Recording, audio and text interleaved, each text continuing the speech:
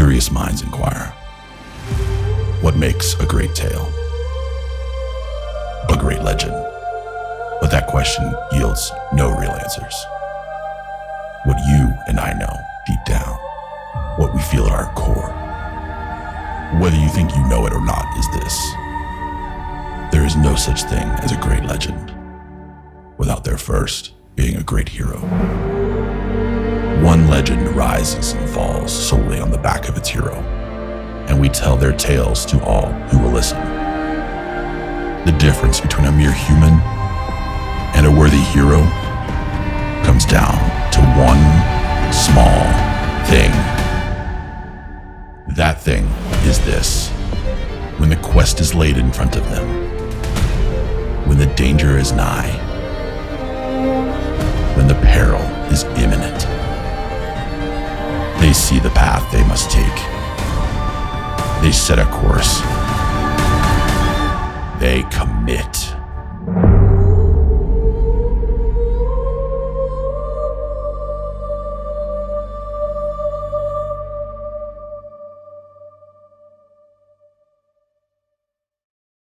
Hey CCV students, Jake, Taylor, and I, Nicole, hanging with you guys for the next few weeks. We are in a series called Commit, and this is all about owning your faith. We're around a campfire right now, and when I think of campfires, I think of storytelling. So I want to share a story with you, and I want to hear some stories from these guys too. We're ready for them. So let me take you back a little bit to Nicole as a freshman in college.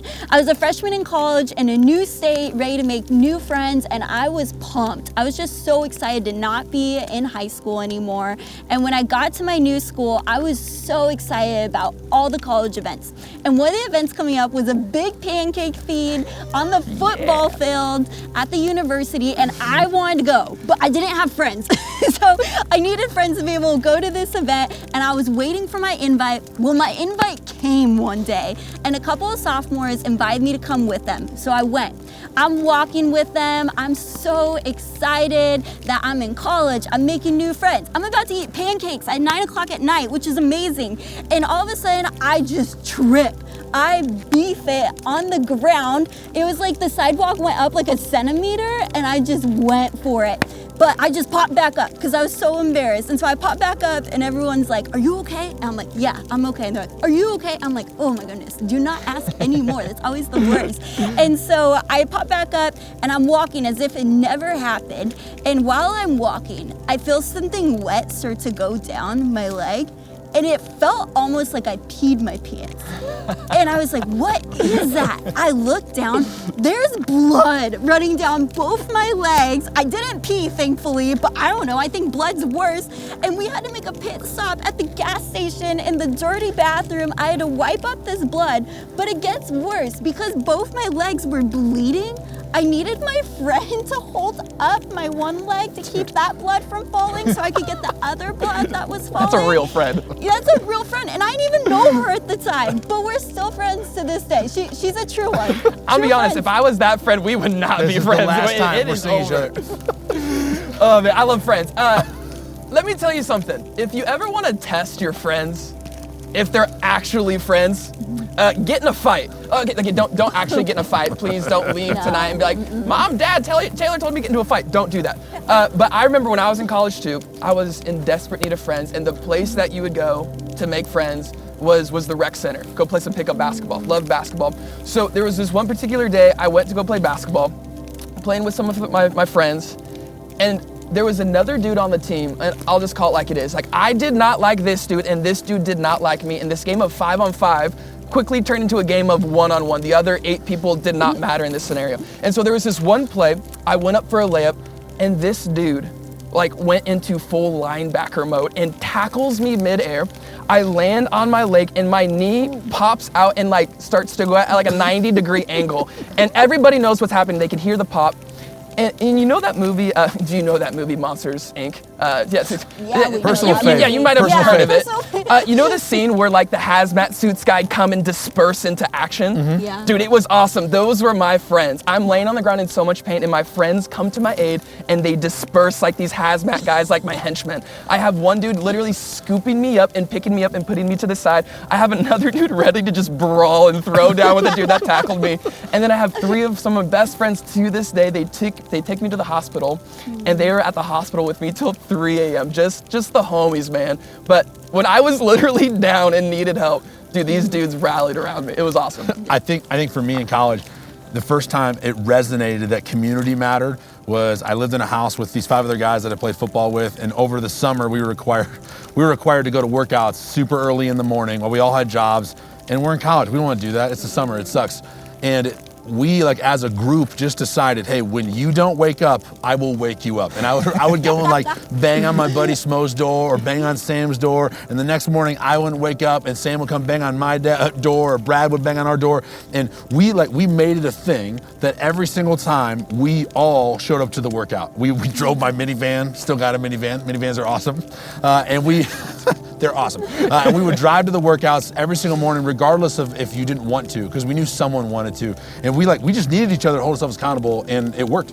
We all need people in our life. You think about like the first time you made your first TikTok and you realized you could combine videos. You needed someone to show you that so that you didn't go with your first take that was actually really horrible. Or even like go back to when you're little. If your parents wouldn't have potty trained you, whoa, that would be a little rough right now. Or even like a week ago when you had that study guide for the test, and if that person next to you didn't give you the answers, you would have totally bombed it on the test the next day. We all need people in our life. And I think sometimes community gets a bad rep because we think if we're a part of community, we're not independent. But that's not true. We can be both equally independent and a part of community.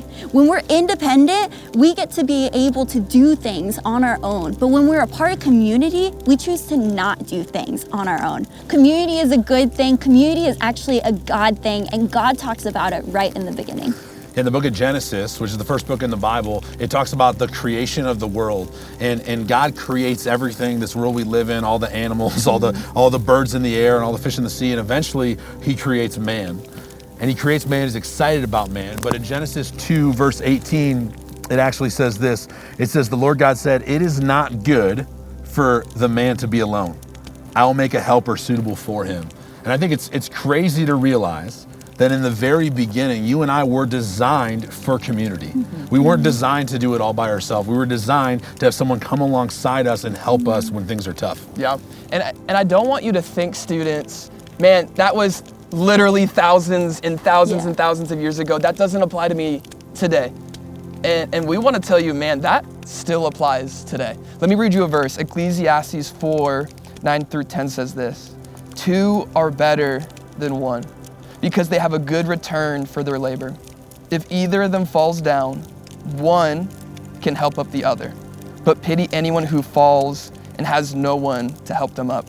What I love about this verse is if you listen to our stories about community, and I know you have stories as well, this verse, you can point to this verse and say, yeah, man, that applies to me.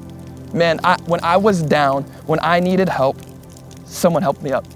Someone helped me up. And there were moments too, for all of us, where we didn't have somebody to help us up. And man, pity us. How sad is that when we don't have somebody to help us up? Guys, I legit needed that. Like, I needed my friend to pick me up, but we can do that to others. We can also help pick other people up. They can help pick us up. And life is so much better when we have people around us be able to do that, because here's the thing, you can only pick yourself up on your own for so long. Eventually, you're gonna need someone's help to pick you back up. I think what's crazy about this idea of community is I think you all understand that community is good. It makes sense in your brain. But also community is kind of hard. Community is kind of messy. It's kind of scary because you have to engage with other people, and other people sometimes aren't awesome. They sometimes don't give you exactly what you want. You have to like interact with them. There's a give and a take, and like some of you, even just being in a crowd is kind of scary. And I think for a lot of us, if we're honest, we love the idea of community, but actually engaging in it is scary because it just seems kind of messy. It seems difficult. Yeah, and I know what you're thinking right now. And honestly, I'm thinking this right now. That seems nice. community seems nice, but man, it's hard. Like the things that Jake is saying and Nicole is saying, a lot of us can resonate with that. That is so true for us. But here's what I know and what we know. The risk of not having community is far greater than allowing yourself to stop because we're scared. I know in my life, I can look to moments when my life got hard, when it was hard for me to follow Jesus. And attached to those hard moments is someone that loved me and pointed me to Jesus. Man, I needed that community so much. The risk is too great not to have that community. Community is so worth the risk. When we choose to be a part of community and we choose to be a part of our student groups, good things come from it. One of the things that will happen when you are regularly a part of your student group is you find your people. And when you find your people, you have fun. You'll get to find that person that watches the same shows as you, has the same hobbies, talks like you. It's that person that you've been waiting to meet that is so similar to you that you guys are just best friends. Or maybe you even find that person who's different from you. And you need that because maybe you're serious and they're super hilarious. You find your people, you'll have fun. And when you're regularly a part of a group, you're gonna start to feel safe because you're gonna know the same people that are in that group and you're gonna be able to open up about things when you need to. And lastly, you're not gonna feel as alone anymore because when those thoughts come up that you feel alone in a certain moment, you have a whole student group of people that are there for you so you can be reminded that you're not alone. CCV students, our challenge for you this week is to commit to regularly be a part of your student group each weekend. 7th graders, for you, that may not be a super hard commitment because maybe you're gonna have this same group in 8th grade, which is awesome. Commit to being a part of that.